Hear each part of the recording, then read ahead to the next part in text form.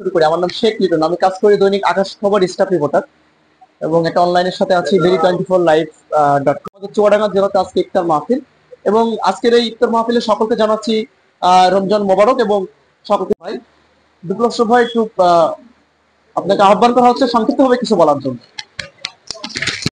বাংলাদেশ প্রতিদিনের 16 বছর পদার্পণ উপলক্ষে আয়োজিত এই ইফতার মাহফিলে আমাদের মাঝে প্রধান অতিথির আসন অলঙ্কৃত করেছেন আমাদের শ্রদ্ধাভাজন বড় ভাই চুয়াডাঙ্গা প্রেস ক্লাবের সম্মানিত সভাপতি জনাব রাজীব হাসান কোচি উপস্থিত আছেন। একটা ঈর্ষণীয় দৈনিক আমি বলবো এটা, তার কারণ আমার অনেক দিনের ইচ্ছা ছিল যে এই প্রতিষ্ঠানে আমি একসময় চাকরি করব, কিন্তু সেটা আমার হয়নি। জামান একটা স্ট্রিয়েস্ট মিডিয়া গ্রুপের বাংলাদেশ প্রতিদিনের আরো সাফল্য এবং অগ্রগতি কামনা করে আমি আমার কথা শেষ করছি। ধন্যবাদ। বাংলাদেশ জিন্দাবাদ। আসলে বলা যায় যে সাংবাদিক কিন্তু একটা বলা যায় জাতির একটা বিবেক, কারণ বাংলাদেশ প্রতিদিন প্রতিষ্ঠা বার্ষিকী উপলক্ষে আজকে আমাদের এই মাহে রমজানের দিনে সবাইকে মাহে রমজানের শুভেচ্ছা। বাংলাদেশ প্রতিদিন আসলেও একটি ঈর্ষণীয় দৈনিক।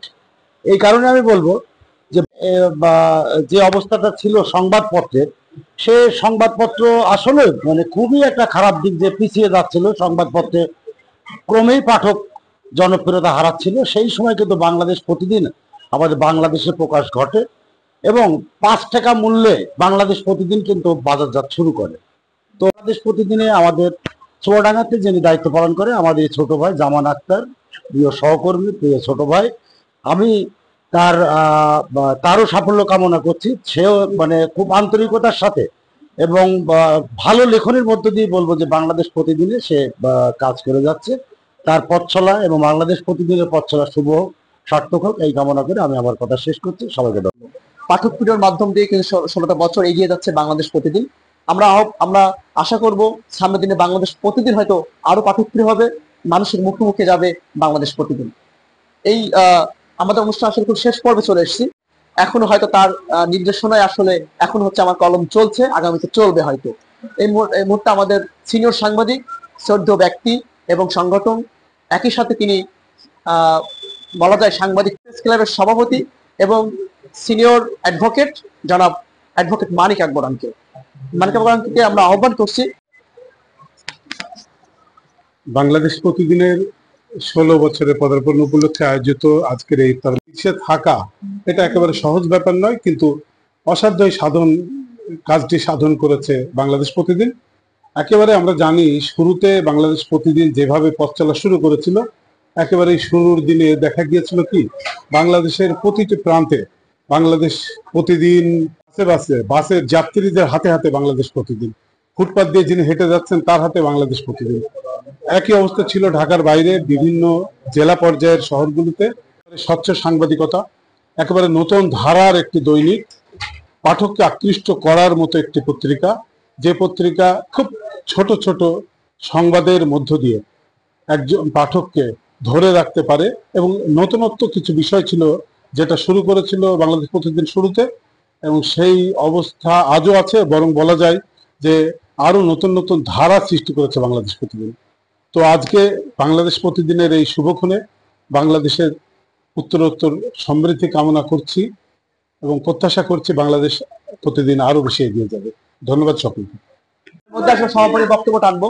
আমাদের মুহূর্তে আমাদের আজকের যিনি আয়োজক বলা যায় এবং সততার সাথে সাংবাদিকতা করে আসছে, এবং আমি এসে তার কাছ থেকে অনেক কিছু শিখি বা এখনো জানি। এখনো কোনো নিউজে যদি কোনো সমস্যা হয় তাকেই ফোন দিতে এসকে বসে, যে সে তেমন এক ব্যক্তি।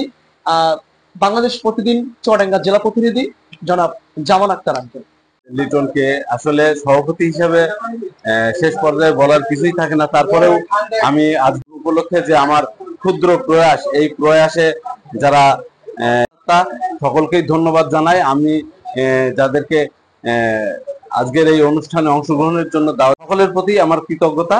সবার সহযোগিতায় আমি বাংলাদেশ প্রতিদিনকে নিয়ে আরো সামনের দিকে এগিয়ে যেতে চাই। ধন্যবাদ।